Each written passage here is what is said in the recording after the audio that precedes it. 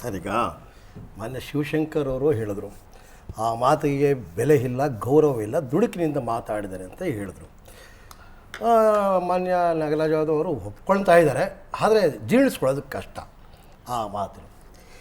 ನಮ್ಮಲ್ಲಿ ಒಂದು ಗಾದೆನೂ ಇದೆ, ಮಾತು ಹಾಡಿದ್ರೆ ಹೋಯ್ತು, ಮುತ್ತು ಹೊಡೆದ್ರೆ ಹೋಯ್ತು ಅಂತ. ಮಾತೆಲ್ಲರೂ ಹಾಡ್ತಾರೆ, ಬೀದಿಲಿ ಹೋಗೋರು ಹಾಡ್ತಾರೆ, ದೇಶ ನಡೆಸೋರು ಹಾಡ್ತಾರೆ. ಆದರೆ ದೇಶ ನಡೆಸೋರಿಗೆ ನೀವು ಬೇಜವಾಬ್ದಾರಿತನದ ಮಾತುಗಳು ಅಂತ ಹೇಳಿದ್ರಲ್ಲ, ಜವಾಬ್ದಾರಿಯುತವಾದ ಮಾತುಗಳನ್ನು ಹಾಡಿದಾಗಲೇ ದೇಶ, ಸಮಾಜ, ಆಡಳಿತ ಸರಿಯಾದ ದಿಕ್ಕಿನಲ್ಲೇ ಹೋಗೋದು. ನಮ್ಮಲ್ಲೊಂದು ಮಾತು ಹೇಳ್ತಿದ್ರು, ಮೇಷ್ಟ್ರು ನಿಂತ್ಕೊಂಡು ಏನೋ ಮಾಡಿದ್ರೆ ಹುಡುಗರು ಓಡಾಡ್ಕೊಂಡು ಮಾಡಿದ್ರು ಅಂಥೇಳಿ. ಹಾಗಾಗಿ ಈ ಹೇಳಿಕೆ ಇದೆಯಲ್ಲ, ಇದು ತೆವಲಿನ ಹೇಳಿಕೆ. ಒಂದು ಕಡೆ ಭಾರತ್ ಜೋಡೋ ಅಂದರು, ತೋಡೋ ಆಯಿತು. ಈಗ ಭಾರತ ನ್ಯಾಯ ಅಂತಿದ್ದಾರೆ. ಇದಕ್ಕೆ ಭಾರತಕ್ಕೆ ಕೊಡತಕ್ಕಂಥ ನ್ಯಾಯ ಯಾತ್ರೆಯಲ್ಲಿ ಪಾಲ್ಗೊಂಡ ವ್ಯಕ್ತಿಗಳ ಹೇಳಿಕೆಗಳಿಗೆ ಪೂರಕವಾಗಿದೆಯಾ, ಮಾರಕವಾಗಿದೆಯಾ, ಅಥವಾ ಭಾರತ ಯಾತ್ರೆ ನಡೆಸ್ತಾ ಇರ್ತಕ್ಕಂಥ ಅದೇ ಪಕ್ಷದ ಹಿರಿಯರಾಗಿರ್ತಕ್ಕಂಥವ್ರು ಈ ಮಾತನ್ನು ಭಾರತ ನ್ಯಾಯ ಏನು ನ್ಯಾಯ? ನಿಮ್ಗೆ ಅಸಹನೆ ಇರ್ಬೋದು, ಅಸಹಕಾರ ಇರ್ಬೋದು, ದುಡುಕಿರ್ಬೋದು, ಕೋಪ ಇರ್ಬೋದು, ಕಿಚ್ಚಿರ್ಬೋದು. ಒಂದು ಭಾರತ ರಾಷ್ಟ್ರದ ಪ್ರತ್ಯೇಕ ರಾಷ್ಟ್ರವನ್ನು ಕೇಳಬೇಕಾಗುತ್ತದೆ ಅಂತ ಹೇಳಬೇಕಾದ್ರೆ ಸಮರ್ಥನೆ ಮಾಡ್ಕೊಳ್ಳೋದಿದೆಯಲ್ಲ ಸರ್, ಮುಟ್ಟಾಳ್ತಾರ ಸರ್. ಹೇಳಿದ್ರಿ, ಏನೋ ದುಡುಕು ಮಾತಾಡಿದ್ದೀನಿ, ನನಗೆ ಕೋಪ ಇತ್ತು, ನಮ್ಗೆ ದುಡ್ಡು ಬಂದಿಲ್ಲ, ಎಲ್ಲರ ಮನೆಯಲ್ಲೂ ಕೋಪ ಇದೆ, ನಾಗರಾಜ್ ಯಾದವ್ಗೂ ಕೋಪ ಬರುತ್ತೆ, ನನಗೂ ಬರುತ್ತೆ. ಇದು ಸಹಜ, ಮನುಷ್ಯನ ಪ್ರಕ್ರಿಯೆಗಳಲ್ಲಿ ಒಂದು ಭಾಗ. ಆದರೆ ಆ ಮಾತನ್ನು ಸಮರ್ಥನೆ ಮಾಡ್ಕೊಳ್ತಿದ್ದಿಲ್ಲ ಸರ್, ಬಂಡತನ ಸರ್. ಅಲ್ಲ, ನಾನು ಒಂದು ಮಾತು ಇದು ಬಹಳ ದೊಡ್ಡ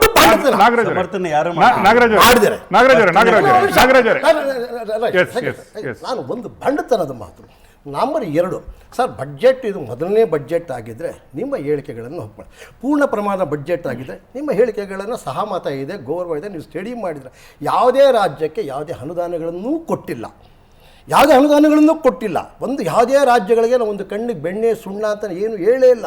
ನಾವು ಎಲ್ಲೂ ಮಾತಾಡದೆ ಬಡ್ಜೆಟ್ ಪ್ರೆಸೆಂಟ್ ಮಾಡಿದ ದಿವಸ ಯಾವುದೇ ಒಂದು ಸುಳ್ಳು ಭರವಸೆ ಕೊಡಲಿಲ್ಲ, ಸುಳ್ಳು ಘೋಷಣೆ ಮಾಡಿಲ್ಲ, ಅಥವಾ ಚುನಾವಣೆಯ ದೃಷ್ಟಿನಗ್ಗದ ಪ್ರಚಾರಕ್ಕಾಗಿ ಒಂದು ಮಾತು ಆಡಿಲ್ಲ.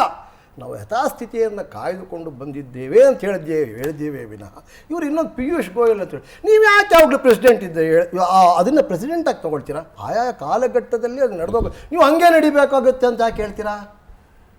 ಅದು ತಪ್ಪು. ಹಾಗಾಗಿ ಕಾಂಗ್ರೆಸ್ಸಿನವರು ಇವತ್ತಿನವರೆಗೂ ಭಾರತ ರಾಷ್ಟ್ರವನ್ನು ಒಂದು ಮಾಡಲಿಲ್ಲ, ಭಾರತ ರಾಷ್ಟ್ರದಲ್ಲಿ ಇರತಕ್ಕಂಥವ್ರನ್ನೂ ಒಂದು ಮಾಡಿಲ್ಲ. ರಾಮನ ವಿಚಾರದಲ್ಲಿ ಅಯೋಧ್ಯೆ 500 ವರ್ಷ ಹೇಳ್ಕೊಂಡ್ಬಂದರು. ಹಿಂದೂಗಳನ್ನು ಮುಸ್ಲಿಮ್ರನ್ನ ಬೇರೆಯಾಗಿಟ್ಟರು. ತುಷ್ಟೀಕರಣ ನೀತಿಯಲ್ಲಿ ಅವರೇ ನಮಗೆ ಶ್ರೇಷ್ಠ ನಾವೇ ಇರಲೇ ಇರಲಿಲ್ಲ. ನೀವಾದ್ರೂ 100 ವರ್ಷ ಸ್ವಾತಂತ್ರ್ಯ ಸರ್, ಸ್ವಾತಂತ್ರ್ಯ ತಂದುಕೊಟ್ಟ ಧೀಮಂತ ವ್ಯಕ್ತಿಗಳು, ಸ್ವಾತಂತ್ರ್ಯ ತಂದುಕೊಟ್ಟ ಹೋರಾಟದಂಥ ಗಣ್ಯ ವ್ಯಕ್ತಿಗಳು, ಸ್ವಾತಂತ್ರ್ಯಕ್ಕೆ ಪ್ರಾಣ ತ್ಯಾಗ ಮಾಡಿದವರು, ಸ್ವಾತಂತ್ರ್ಯಕ್ಕೆ ಏನು ಮನೋಹರ್ ಆದ್ರೆ ಈಗ ಕೆಡಿ ಬುದ್ಧಿ, ಕೆಟ್ಟ ಬುದ್ಧಿ, ದುರ್ಬುದ್ಧಿ ಯಾಕೆ ಬರ್ತಾ ಇದೆ? ನೀವು ಅಲ್ಲಿ ಸೆಂಟೆನ್ಸ್ ಅರ್ಥ ಮಾಡ್ಕೊಳ್ಳೋ ರೀತಿ ನಿಮ್ ಬಿಟ್ರು ಅಲ್ಲ, ನೀವು ರಾಜಕಾರಣ ಮಾಡ್ತೀರಿ, ಅದನ್ನ ಇಟ್ಕೊಂಡು ಮಾತಾಡ್ಬೇಡಿ. ಮಧ್ಯ ನೀವು ಮಾತಾಡೋದು ನಾನು ಬಾಯ ತೆಗೆದಿಲ್ಲ. ನೀವು ಮಾತಾಡ್ತಾ ಇದ್ರೆ ನೀವು ಸಣ್ಣತನ ಆಗ್ತೀರಾ. ನಾನು ನೀವು ಮಾತಾಡೋದು ನಾನು ಬಾಯ ತೆಗೆದಿಲ್ಲ. ನೀವೆಲ್ಲ ಅರ್ಥ ಮಾಡ್ಕೊಳ್ಳಿ. ಅಂದ್ರೆ ಪ್ರತ್ಯೇಕವಾದ ಮಾತು ಅಂತ ಹೇಳಿದ್ರೆ ನಾನು ದಡ್ಡ ಅಲ್ಲ, ನಾನು ಕೂಡ ವಿದ್ಯಾವಂತ, ನೀವೊಬ್ಬರೇ ಅಲ್ಲ. ಅದೇ ಸರ್, ಇವ್ರ ಬಂಡತನ ಹೆಂಗೆ ಅಂದ್ರೆ ನಾನು ಹೇಳಿದ್ರೆ ಮಾತ್ರ ಶ್ರೇಷ್ಠ, ನಾನು ಹೇಳಿದ್ರೆ ಮಾತ್ರ ಅದೇ ಬಂಡತನದಲ್ಲೇ ಇವರು ಇದಾಗ್ತಾ ಇರೋದು. ನೀವು ಹೇಳಿದ್ರಲ್ಲ ಮಗನೇ ಅಂತ ಹೇಳಿದ್ರಲ್ಲ ಅನಂತಕುಮಾರ್ ಹೆಗಡೆ, ಅವರು ಅಂತ ಹೇಳಿದ ಮಾತಿಗೆ ಇವ್ರು ಏನಾದ್ರು ಅದೇ ನೋಡಿ. ಸಿದ್ದರಾಮಯ್ಯನವ್ರು ದೊಡ್ಡ ನಾನು ತಪ್ಪು ಮಾತಾಡಿದ್ದೀನಿ, ಆದ್ರೆ ಅವರು ಸಮರ್ಥನೆ ಮಾಡಿದ್ರು. ನಾನು ಹಳ್ಳಿ ಭಾಷೆ, ನಾವು ಹಳ್ಳಿ ಹೆಂಗೆ ಆ ಹಳ್ಳಿ ಜನಕ್ಕೂ ಅವಮಾನ ಮಾಡಿದ್ರು. ಹಳ್ಳಿಯವರೆಲ್ಲ ಹಂಗೆ ಮಾತಾಡ್ತಾರ?